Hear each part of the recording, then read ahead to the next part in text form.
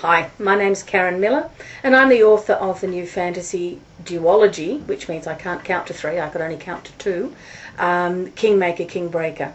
And book 1 is called The Innocent Mage.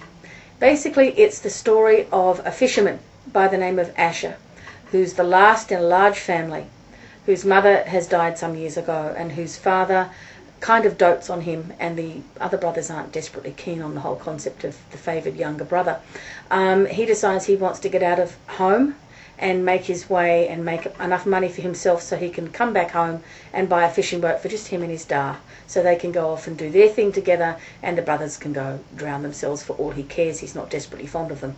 So he makes the move and travels to his kingdom's largest city, where he hopes to be able to pick up work and save lots of money to be able to go home and buy his boat. Unfortunately, what he doesn't realise is that fate has another destiny in store for him.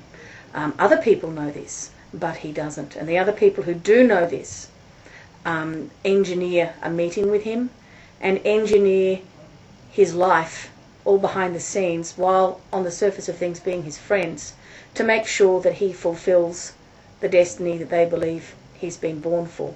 As a result, he ends up working for the king's son, Gar, in his stables, and the two of them become very unlikely friends. Gar's problem is that, as the ruling class in this kingdom, they're supposed to be all magicians, and he's been born without magic, so he's a real fish out of water. He doesn't belong in his own community.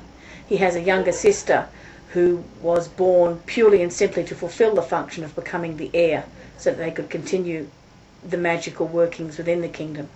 And he and his sister Gar and his sister don't get on particularly well either, so he feels quite isolated. And he and Asher, both fish out of water for various reasons, form a very strong friendship, and as a result, an awful lot of things go wrong.